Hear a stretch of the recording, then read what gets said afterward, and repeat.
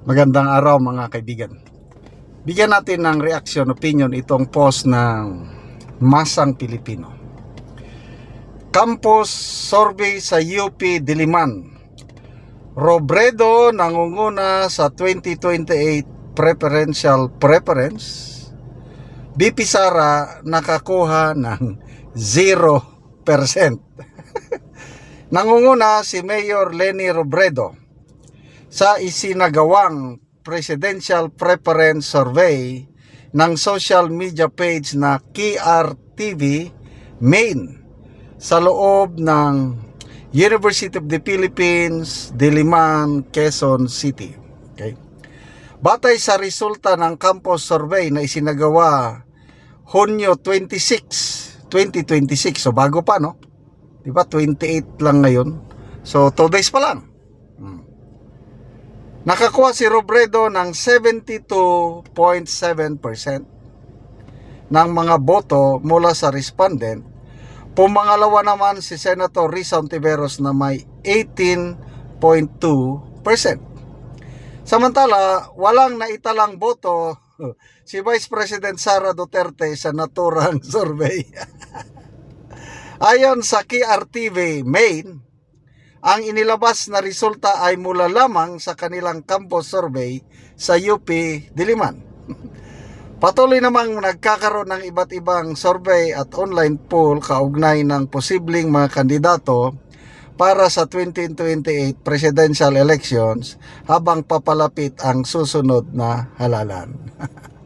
Okay, baka naman yung pinagpilian dalawa lang. Sa dalawang kandidato, sino ang pipiliin mo? Leni Robredo at Risa Hontiveros lang ang pagpilian. Hindi nila isinama si BP Sara. Natural, zero talaga. Zero talaga, kaya hindi siya nailagay doon sa pagpipilian. So, what does this mean? Ito na po simula ng mga anong tawag dito? Mga mind conditioning surveys na palalabasin nila na mahina si BP Sara. Kasi yung impeachment trial na isasagawa sa kanya starting July 6 at sa nakikita ko magtatagal na trial lang. Magtatagal yan. Baka butin hanggang December. Ang purpose ng impeachment trial is to destroy the credibility of BP Sara. Ang main objective ng impeachment trial is not to convict her. Bakit? Hindi nila kayang i-convict si BP Sara. Dahil they need 16 votes kung sundin ang konstitusyon. Ngayon, gusto nilang ipababa. Gawin nilang 15 or 14 ang number of votes to convict. Kahit na. Kaya ba nilang makakuha ng 14 conviction votes? Wala. Kasi 13 lang itong mga senador na kasama sa grupo ng Senate of Malacanang. E di kulang pa rin sila ng isa. Hindi pa sila makasigurado kay Senator Mig Zubiri. Dahil kakandidato yan sa Bukidnon, parang governor ata ang target niya. Ang Bukidnon, si Zubiri mismo nagsabi, 99% pro Duterte. So paano boboto si Senator Zubiri ng conviction ni BP Sara? Matatalo siya sa Bukidnon sa next election. Kaya sa tingin ko, si Zubiri either mag-vote ng acquittal or mag-abstain. Ibig sabihin, 12 na senador lang ang kaya nilang i-produce na conviction votes. Kaya hindi nila talaga makonvict, matalo si BP Sara through impeachment. Ang purpose lot ito is to destroy her credibility. At ito na nga, wag na tayong magtaka mga surveys na ganito. 0%. masyado namang hindi ka panipaniwala kasi nga sa result ng survey ng matitinik o yung credible na survey group, example, Pulse Asia, SWS, WR Numero, Publicus Asia, Metro Manila, UP Diliman na Metro Manila, mataas ang ratings ni BP Sara. Lumalabas ngayon, 3 geographical areas ang baluarte ni BP Sara. Pinakamataas na baluarte niya, Mindanao. Sumusunod ang Visayas. Pangatlo ang National Capital Region. Malakas siya dyan. Kaya imposible na makakuha ng zero preference vote si BP Sara kahit UP pa yan. Hindi naman lahat ng UP ay mga utak kung antay ano. No. May mga matitinong UP students, UP professors and the like.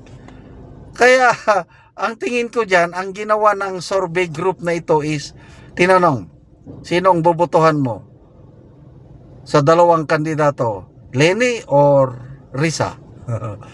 Doon lang sila namili. Si BP Sara hindi nila talaga sinama. Ganyan ang ano. So, ibig sabihin nito, napakalakas si BP Leni kumpara kay Risa.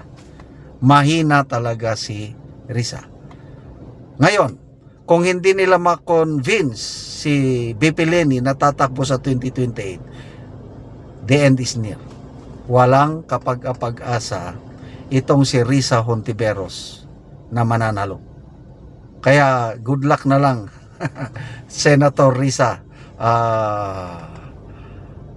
I don't know. Yung political career ni Risa Hontiveros, it ends. Kasi kung kahit anong takbuhan niya, president or vice president, nakikita ko wala siyang pag-asang manalo. Kasi nandyan ang mga malalakas na kandidato, si Madam Leni at saka si Bam Aquino. Yan ang mga malalakas na kandidato ng Dilawan. Risa is far malayo. Wala siyang kapag-asa. Salamat mga kaibigan sa inyong pagsubaybay sa channel na ito. Nakakatulong kayo ng malaki sa tribong Talandig ng Bukidnon dahil ang sweldo natin sa channel na ito is pantulong sa tribo. Namimigay tayo ng libreng yero at pako para makapagpatayo sila ng mas maayos na tirahan. Panoorin nyo ang video na ito. Taga ano gero?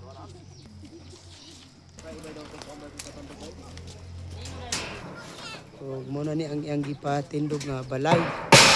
So magatop na gid siya karon. Ako di man si mama no. Grabe na mo orange bay.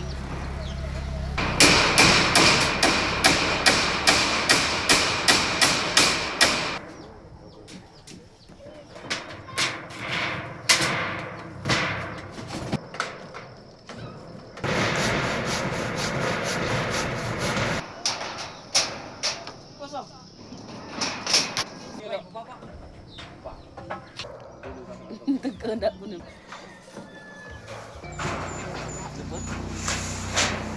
Ay banda.